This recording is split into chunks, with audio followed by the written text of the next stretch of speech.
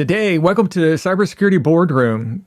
Derek Chamorro, he's CISO at Eagle Eye Networks. Derek was also, before this position, head of infrastructure security at Cloudflare and has over 20 years experience in designing security frameworks at scale. His main focus is on research and development with the fields of encryption and infrastructure security. Derek has presented before at multiple summits.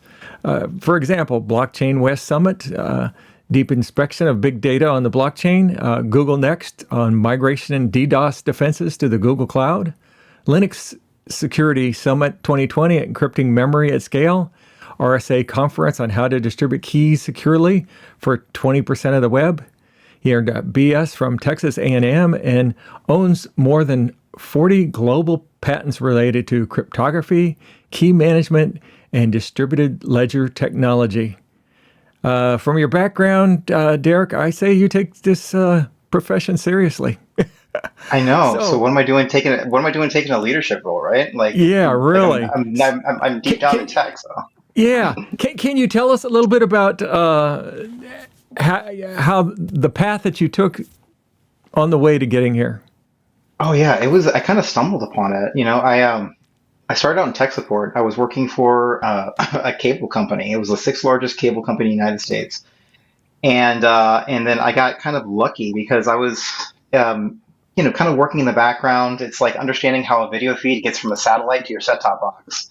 Yeah. And now, these days we just serialize all the data and we transform in different ways. But back then it was going through different devices. And so SOX hit, Sarbanes-Oxley, and the company I was working for was one of the poster children for SOX.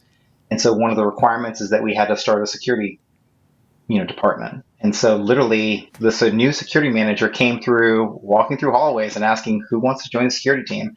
And I raised my hand. Back then security is like, IP wrappers and some basic ACLs, maybe some patch management, but not much. It was Solaris 5 and 6 back then. Right. How it evolved to now, it's being curious. I think a lot of this path towards security is being curious about what this does or what's the next thing or what should we be looking out for. And, that curiosity kind of is like what empowers a lot of the work that we do to kind of remain relevant and remain aware. It's hard to be so relevant because technology is constantly evolving, but as long as you have that curiosity and that sense of awareness, you kind of know how to start preparing for some of these things and they become almost like instinctual.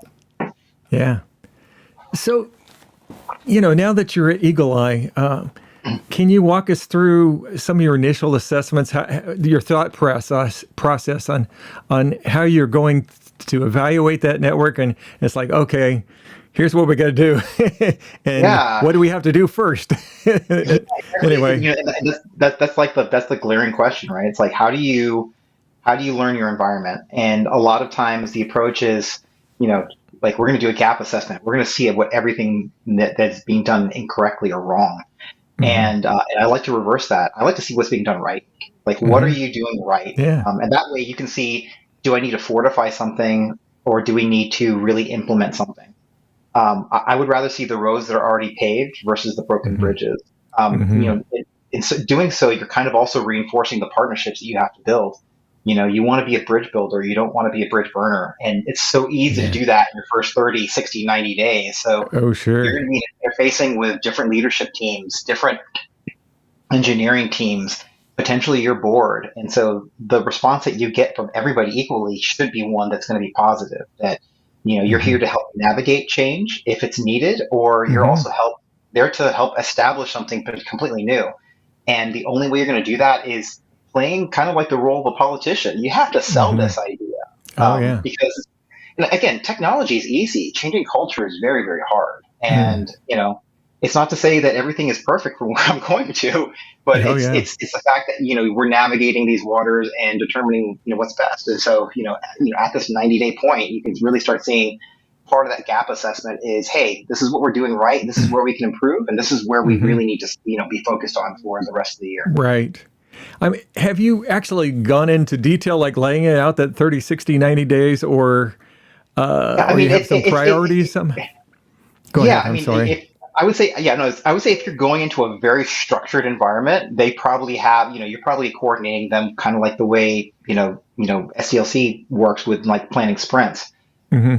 30, 60, 90 days, I think, are just your own personal milestones of where you want to be. Right. Because are you getting anything done in 30 days? Probably not. 60 Yeah. days, you'd be lucky to be able to speak to every leader that you want to. 90 Hmm. days, you're probably getting a sense of how things work. And so this is more or less for Right. your kind of own individual learning as far as what's going on and having kind of ensuring, do you have complete visibility into what, this operational model or, you know, workflows and how everything works. Sure. Being in a security position, you're kind of interfacing with everybody from HR to legal to Hmm. product to engineering to infrastructure to building personnel. Like Yeah. you really have to get a good picture as far as where the weaknesses are, and then from there you can kind of plan what your attack is, Sure. reprioritize, determine risk. All the How, buzzwords. how are you starting to build those relationships? Are you doing Yeah, anything different or you special know, or? all hands, introducing myself, start really contributing, start understanding where, again, when you start interviewing people and start talking to people, it's almost like the floodgates start opening. It's like, hey, great, Hmm. I saw this before, or I had this idea, or I was Hmm. working on this and found this. I think those are some of the best conversations you have because it's almost like people are waiting to be able to tell somebody, hey, I saw this and I need a better set of eyes, or what do you think about this? Right. And when you do that, then you really start building those relations, those like that trust relationship with the people that you really need to be working with. I've been fortunate enough to be able to interface with a lot of product leaders where I can see what some Hmm. of their pain points are. I can see what the challenges are and why maybe status quo was something might have been accepted, but now Hmm. there actually is a roadmap for fixing some of the issues or some of Yeah. the lingering issues that have been existed for a while. In previous positions, I always used to refer to them as, well, that was a band-aid solution that just got another band-aid put on top of it.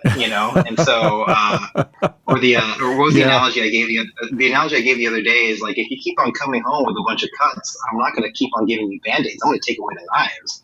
And so, Yeah. Right. that's in some cases that's what you're really assessing is like, are you self-harming yourself because of what's here, and how do we prevent that? Sure. Is there, how about security awareness? Is that something that even you're dealing with as of this Yeah, point? yeah. And unfortunately, they had a good security awareness program, and now it's just like, Oh, what is that? How's that evolution? I was like, this is yeah. great.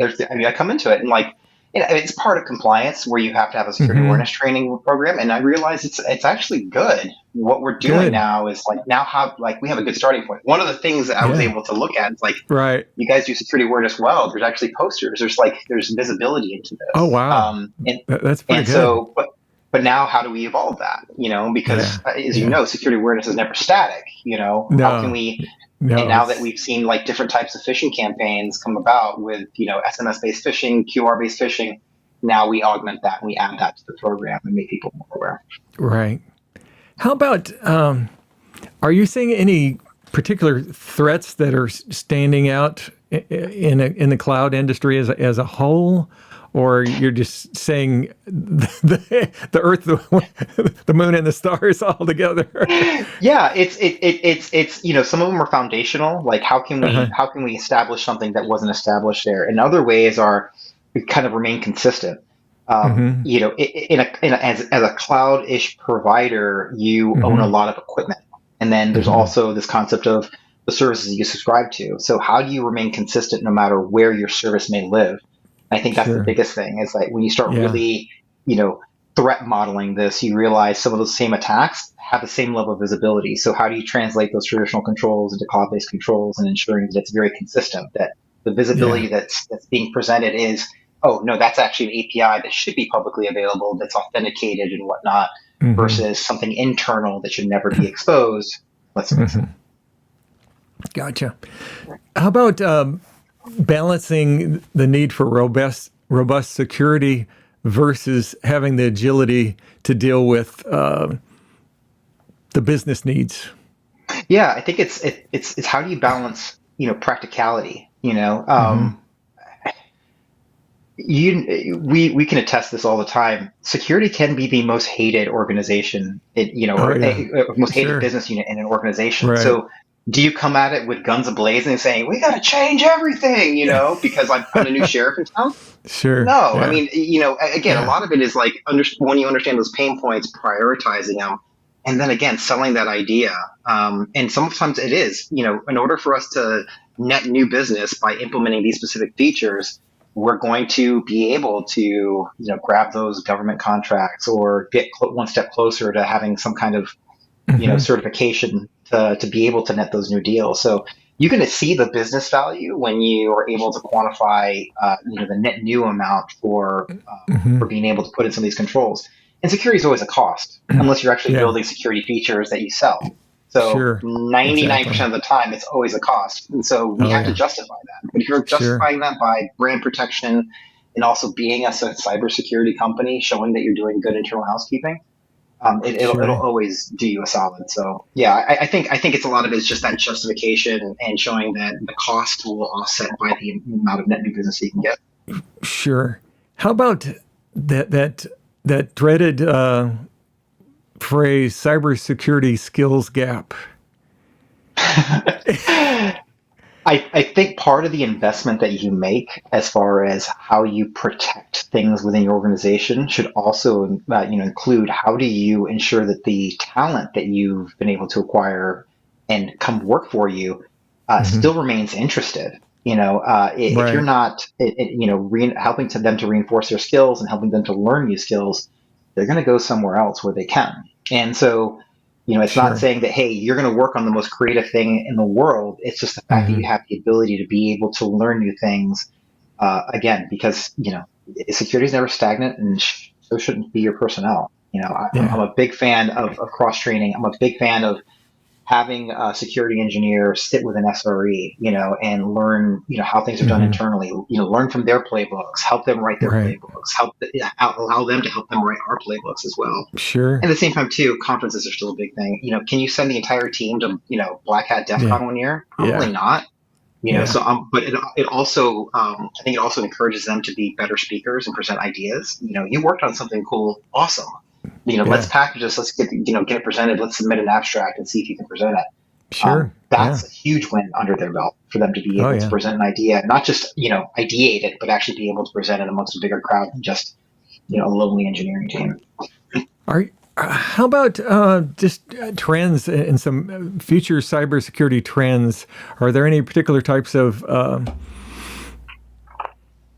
technology that you're thinking about at this time now, Yeah, or is it too? yeah, Go ahead. yeah. No, definitely, definitely. So, I mean, leveraging, we always hear about AI and how hackers and attackers are using AI in order to be able to refortify their tools or build new tools. I like to Hmm. think of it from the defensive end. I mean, we're leveraging AI for a lot of really, really cool things, especially Eagle Eye. They're doing it on the cybersecurity end for Hmm. determining active threats or potential active threats, Yeah. aggression and stuff like that. So I Wow. love being able to say that we can leverage a lot of those metrics, a lot of those new features within our existing tool sets. We had this conversation a while ago that, Hmm. to me, a lot of generative AI, kind of builds upon predictive AI models is by being the new templating method. If Hmm. you had to write a resume tomorrow, which I know you don't, but if you had to write a Yeah. resume tomorrow, Right. you're not going to Right. start from a blank Word document. You're going to start from a template. And Sure. so for us to be able to go through terabytes of data, the fact that we have this templating method to be able to filter out the noise, I think is great. Hmm. And so now being able to do Yeah. it, to be able to help us look for those needle in the haystacks or that anomalous type behavior, I think is, beneficial to the entire industry because we're literally using the same tools that any attacker can use as well. So when you fight fire with fire. Yeah. Is there any cybersecurity challenges that you attacked or handled that you felt like you had a great victory that you might want to share? Do you have anything that comes to Oh mind right God. now or Oh not? God. I can actually talk about this story because it happened 2 years ago. We already know what happened, but the Right. entire scenario of everything that was going on it was just mind blowing. So this was February 2022. I was with some friends and I went to go see that movie, The Batman. with Robert Yeah. Pattinson, and it was dark. I was falling asleep, but Yeah. one of those things. Right. And all of a sudden, I started getting calls from some senior leadership within Cloudflare. Uh, What they had seen is they had seen signals from a network perspective that Russia was attacking Ukraine. mm, And so the head of infrastructure had called me. He's like, listen, we're getting word from our other peers that other providers are executing an exit strategy. And the exit strategy mhm, from a provider perspective means that they are destroying servers, that they are mm, literally physically right. shutting down a site Hmm. that data could become irrecoverable. And so the head of infrastructure asked me, he goes, should we be doing the same thing? And I mean, I'm Mm, mobile. I'm like, hey, let me call you back. I'm going to call a peer of mine at Meta and hmm. find out from them if they're doing the same thing. I was able to Hmm. confirm they were.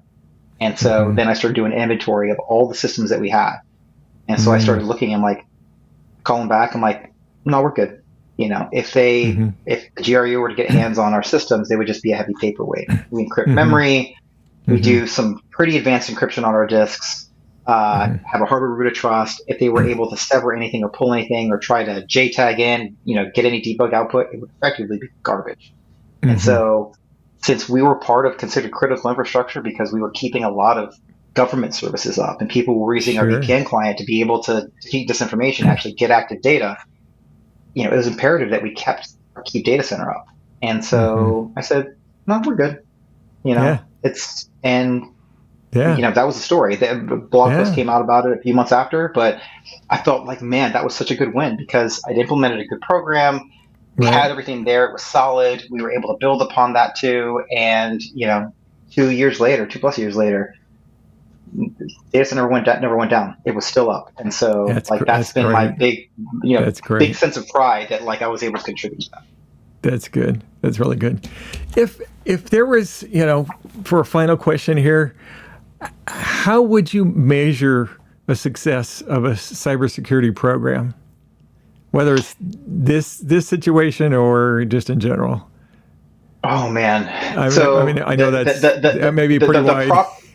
the proper question is always going to be the fact that you can show a reduction of risk. And I think the most important thing is that you're able to address things that haven't been addressed before. And there's Yeah. always a reason behind it. Sometimes it's a matter of cost. Sometimes it's a matter of lack of personnel. A lot of times I think it's a lack of strategy. So Hmm. if you have a good strategy, you can kind of figure out budgetary issues. You can figure out the lack of personnel. You can allocate, you can reprioritize. But a lot of times people don't really have a vision as far as what you're trying to execute. And a lot of Hmm. part of the strategy is piecing things together, knowing how to prioritize them. But once you have that in place, I think you're going to Hmm. be able to measure it by the milestones you're able to achieve. Yes, we've been Hmm. able to fix authentication. Yes, we have proper Hmm. MFA. Yes, we've been able to address some of these security gaps. Yes, we have more visibility. So a Hmm. lot of that is going to be, then you can start collecting metrics. But before you ever get that, it's just knowing that you've been able to achieve these small milestones where Sure. previously they were unachievable. All right. That sounds good. Yeah. Yeah, Derek, man. thank you very much. Best of luck, Absolutely. and I'm sure you're going to do great things there. You keep on keeping on. Thanks, Thank Bob. you very Cheers. much.